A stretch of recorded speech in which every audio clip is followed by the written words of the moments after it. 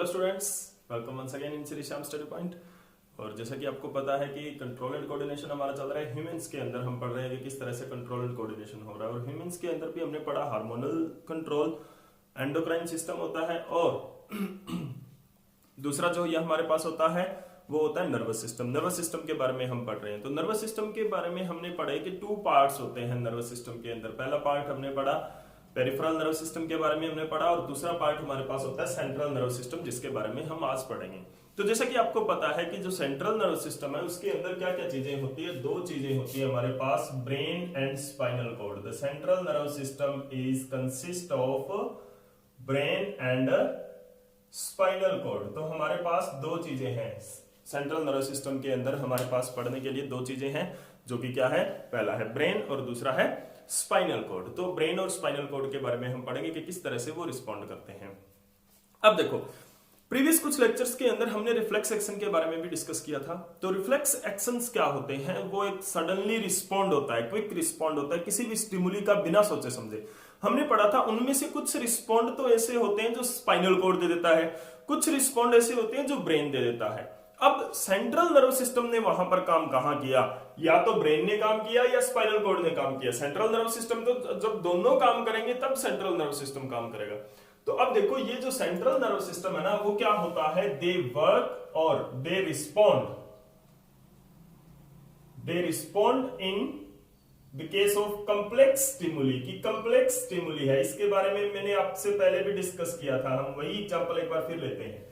Complex stimuli usually क्या होता है कि जब आपके हाथ किसी भी गर्म चीज को टच करते हैं, यू रिमूव इट क्विकली, आप बहुत जल्दी इसको रिमूव कर लेते हैं। लेकिन अगर हम ये सा सोचें कि मान लो आपका हाथ है, आपने एक प्लेट को उठाया है जो कि कांच की है, ग्लास की है। Now if you quickly remove your hand, अगर आप अब अपना हाथ बहुत जल्दी उठा लोगे, उससे छोड़ दोगे प्लेट को, हॉट प्लेट जो कि ग्लास की बनी हुई है, then it will fall down, you will drop the plate and it will broken down, और ये प्लेट है वो टूट जाएगी।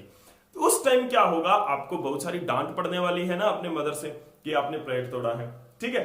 तो उस केस में क्या होता है, आप उसको नॉर्मली नहीं तोड़ते हो, क्या करते हो उस केस में, रिस्पॉन्ड आपका कैसे होगा। यूजुअली जो क्या होता है, गर्म चीज को टच करने पर स्पाइनल कॉर्ड रिस्पॉन्ड कर देता है कि लीव इट, छोड़ो इसको, ये गर्म है, और आप छोड़ देते हो उसको। लेकिन क्या होता है, कई बार कोई ऐसा बॉल, ऐसा कटोरा हमारे पास होता है जिसके अंदर कोई चीज होती हो, दूध है या कोई और दूसरी चीज है किचन के अंदर, तो वो हम एकदम नहीं छोड़ते, उसको जेंटली हम रिमूव करते हैं, छोड़ते हैं ऑन द स्लैब या फर्श के ऊपर, जहां पर भी जमीन पर छोड़ते हैं उसको।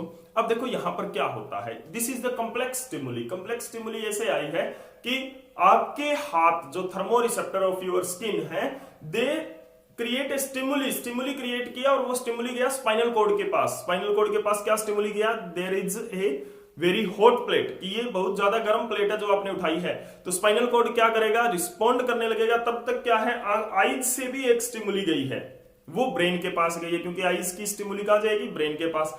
तो आईज के पास भी स्टिमुली गई है कि ये जो प्लेट उठाई है ये कांच की है, और अगर आपने इसको छोड़ दिया तो ये टूट जाएगी। ब्रेन के अंदर ये एक्सपीरियंस, पास्ट एक्सपीरियंस से होता है कि अगर कांच की चीज को छोड़ दिया जाता है तो टूट जाती है, और उसके कंसीक्वेंस भी, उसके रिजल्ट भी ब्रेन को पता है कि अगर आपने प्लेट तोड़ा तो आपको डांट पड़ने वाली है, कई बच्चों को मार भी पड़ने वाली होती है।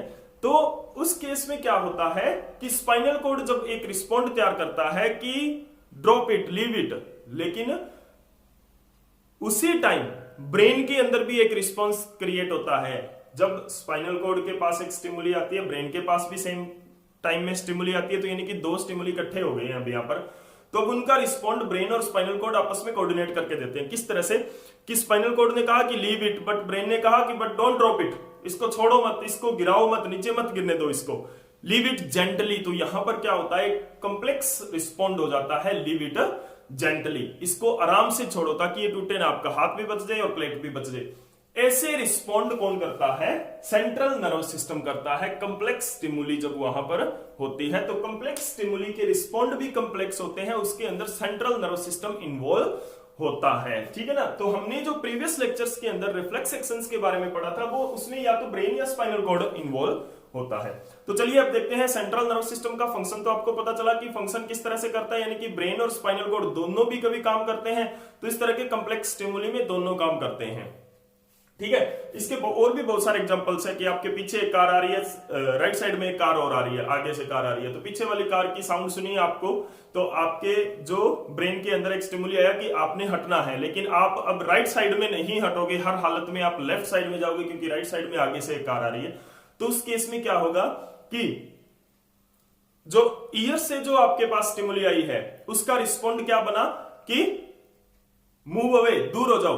बट आइज से जो स्टिमुली आई है, आइज ने सामने से गाड़ी आते भी देखा राइट साइड में, तो आइज की स्टिमुली क्या होगी कि सामने से गाड़ी आ रही है, तो रिस्पॉन्ड क्या बनेगा, move away but not in the right side, कि राइट साइड में मूव मत हो, लेफ्ट साइड के अंदर मूव करो। तो such type of respond are complex respond. ठीक है ना। ऐसे रिस्पॉन्ड में complete central nerve system involve होता है और वो रिस्पॉन्ड दिए जाते हैं पास्ट एक्सपीरियंस के बेस पर। अभी मैं बताऊंगा कि पास्ट एक्सपीरियंस कहां रखता है ब्रेन। तो चलिए बात करते हैं पहला पार्ट जो हमारा है सेंट्रल नर्व सिस्टम का, दैट इज द ब्रेन। अब देखो ब्रेन क्या होता है। ब्रेन इज द हाईएस्ट और मेन कंट्रोलिंग सेंटर होता है। तो it is the main controlling centre of the body, body का मेन कंट्रोलिंग सेंटर होता है। It is the main controlling centre of body. ठीक है ना, मेन कंट्रोलिंग सेंटर होता है। डायग्राम इसका इस तरह से होता है। अब देखो इसकी स्ट्रक्चर किस तरह की होती है। It is covered by a hard covering, it is covered by a hard bony covering, उसको क्या बोलते हैं, स्कल बोलते हैं। तो this is the skull, hard bony covering, या इसको क्या बोलते हैं, क्रेनियम भी बोल देते हैं।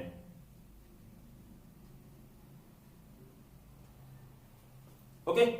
अब इसके अंदर क्या होते हैं, 3 लेयर्स होती हैं। ब्रेन के सराउंड करने वाली, चारों ओर कवर करने वाली क्या होती है, 3 लेयर्स होती हैं, उनको बोलते हैं मैनिंग्स। There are 3 layers. ये जो इसके अंदर जो आपको लेयर्स दिख रही है बोनी कवर के अंदर, यानी कि ये जो बोनी कवर है, स्कल या क्रेनियम, इसके अंदर वाली जो लेयर्स हैं इनको क्या बोलते हैं, मैनिंग्स बोलते हैं। तो इसके अंदर क्या होती है, there are 3 protective layers, 3 protective layers below skull. Skull के नीचे क्या होता है, क्रेनियम के नीचे क्या होता है, 3 लेयर्स होती हैं। ठीक है ना। तो उनको क्या बोलते हैं, these are called as meninges. अब इनके बीच में क्या होता है, there is a fluid between the meninges have fluid in between them. उनके बीच में क्या होता है, फ्लूइड होता है, यानी कि यहां पर इनके बीच में क्या है, फ्लूइड भरा हुआ होता है। मैनिंग्स के बीच में क्या है, फ्लूइड भरा होता है, फ्लूइड बिटवीन देम। अब इसका काम क्या है, जो फ्लूइड भरा हुआ है इसका काम क्या है कि which this fluid is called cerebro spinal fluid. Cerebrospinal fluid होता है। ये क्या करता है, it protect the brain from the mechanical shock. ये क्या करता है, it protect the brain from mechanical shock जो आते हैं, यानी कि झटके जो मिलते हैं, यानी कि आपका सर कहीं टकराया है तो वो शॉक है, वो क्या है, अगर हार्ड बॉडी है तो उसके थ्रू ट्रांसफर हो जाता है। तो ये एक तरह से पिलो का काम कर रहा है। ठीक है ना। तो ये मैकेनिकल शॉक से प्रिवेंट करता है, ब्रेन को प्रोटेक्ट करता है। अब उसके बाद में हम बात करें कि ये तो होगी outer layering of the brain की, ब्रेन की आउटर लेयरिंग क्या होती है। तो सबसे आउटर क्या होती है, हार्ड कवरिंग होती है, स्कल जिसको बोलते हैं हम। उसके बाद में क्या होता है, ये स्कल यहां से इस तरह से होता है,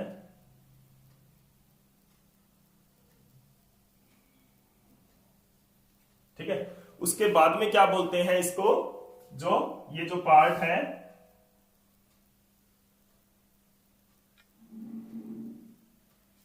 ठीक है, मेनिंग्स आती है, उसके बाद में क्या आती है, मेनिंग्स आती है। मेनिंग्स आर द 3 लेयर्स, 3 लेयर्स होती है जिनके बीच में फ्लूइड फील्ड होता है, तो उस फ्लूइड फील्ड को बोलते हैं सेरिब्रोस्पाइनल फ्लूइड।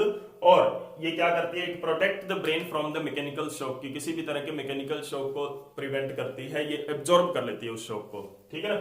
उसके बाद में हम बात करते हैं different parts of the brain. तो ब्रेन की अगर हम बात करें, ह्यूमन ब्रेन है वो 3 पार्ट के अंदर डिवाइडेड होता है। कौन कौन से 3 पार्ट है वो देखो। पहला पार्ट है हमारे पास फोर ब्रेन, दूसरा पार्ट है mid brain, and the third part is hind brain. तो ये ब्रेन के 3 पार्ट्स हैं कि कौन कौन से पार्ट्स ब्रेन के अंदर होते हैं। इन 3 पार्ट्स के बारे में हम स्टडी करेंगे और डायग्राम्स में देखेंगे कि डायग्राम में देखेंगे कि कहां कहां पर ये पार्ट होता है नेक्स्ट लेक्चर के अंदर। तो आज के लेक्चर में हमने क्या पढ़ा कि सेंट्रल नर्वस सिस्टम क्या होता है, उसके अंदर ब्रेन और स्पाइनल कॉर्ड आता है। ब्रेन के बारे में हमने पढ़ा, द कवरिंग ऑफ ब्रेन के बारे में हमने पढ़ा।